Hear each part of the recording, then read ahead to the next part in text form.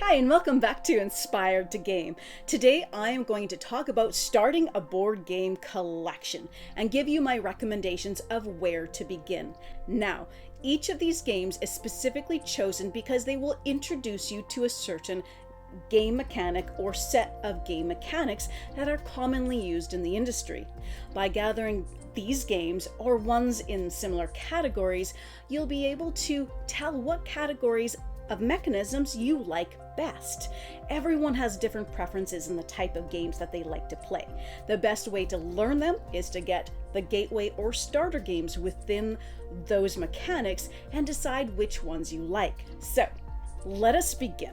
Now the first game is 100 Tory. This game is a great introduction to tile placement as well as set collection. Now, tile placement is a popularly used mechanic where you are, as it suggests, laying tiles, often to create some sort of tableau, either individually or most often collectively. Set collection is, as that describes, you're collecting sets of objects to later score in some manner. If you want to know more about 100 Tory, we will leave a link to our review of that for more information. My next recommendation is either Everdel or Trailblazer, the John Muir Trail. Both games are excellent examples of resource management, worker placement, as well as hand management. Now, Everdel, you don't have to get this big box. This is the base game plus every expansion ever made. Both of these games we do have reviews on, so if you want to go check those out, we'll have the links in the description as well. So the biggest mechanic here is worker placement. This is a very common one, and it involves using some sort of worker, whether it's a meeple, a mini, it could be a token, or even a die, which you place out on a certain space, which allows you to do a certain action. This is commonly used in a lot of games, and these are two good examples of it. Resource management and hand management are pretty much as they describe, managing resources or cards in your hand. Earth is the next game on my list. This is a game that's going to introduce you to engine building, action selection, and tableau building. Engine building is a very popular mechanic in which you are literally building an engine, meaning that as the game progresses, your actions are going to have progressively more and more power. It's a very satisfying and rewarding mechanism used in lots of games. Action selection is also a very rewarding mechanic, and especially in a case like this, when during one player's turn they select an action, every player gets to do that action in a different way as well. So it means that there's very little downtime and you're always doing something. Next, there is Azul. Azul will introduce you to an abstract strategy game. It also features drafting as well as more tile laying. This is one of my favorite gateway abstract strategy games. Quacks of Quedlingberg will introduce you to a push your luck mechanic as well as bag building. This is actually one of Sean's favorite. It's a very fun, spontaneous game that can be exciting with the push your luck mechanism, but also frustrated because of the push your luck mechanism as well. In bag building, you have a bag that has a certain amount of tokens, usually as starter tokens to begin with. Over the course of the game, you will be somehow purchasing extra tokens to make your bag more powerful with greater actions available as the game progresses. New York Zoo is a fun polyomino game.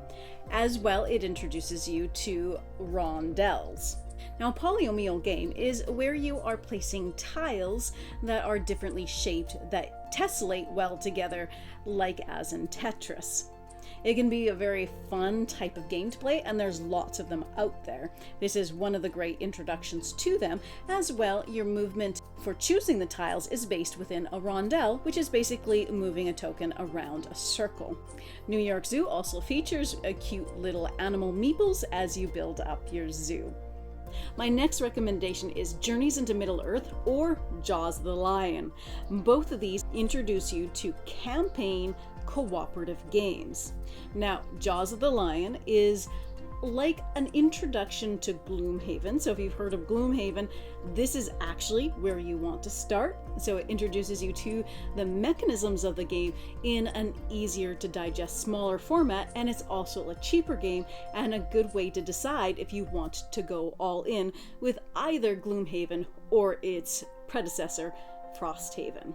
So Jaws of the Lion is specifically a dungeon crawler. You are pretty much given a bit of a storyline and going into certain dungeons and various similar like areas to destroy all the enemies.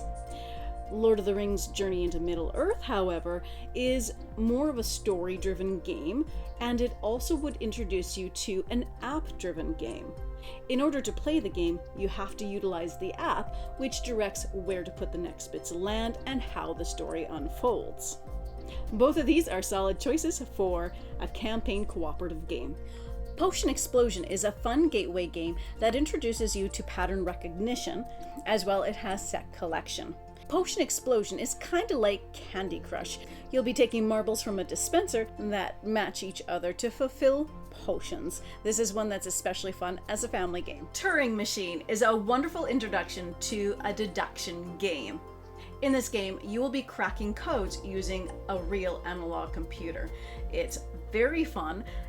Deductive games are one of my favorite mechanisms, and this is a great way to find out if you enjoy it. Caverns of Typhenthal is a great game for deck building, as well as dice placement, even dice manipulation, as well as open drafting. This is a game where you will be managing a tavern and building up your deck of cards, making them more powerful as the game progresses to be able to do more actions. Within this game, there are several modules that will increase the complexity and the interest of the game as you go along if you choose to use them. So there you have it, folks. There is my top 10 list of recommended starter games to create a board game collection, specifically curated to cover a wide range of popular board game mechanics. I would love to know what would be on your list. What would be some of your top recommendations? I can tell you this was really difficult to do because there are so many wonderful games. I could have easily had done this a list of 20 or 30, but I didn't want to take up that much of your time. So let me know down below what your recommendations would be. And in the meantime, thank you so much for watching today. And as always, happy gaming, folks.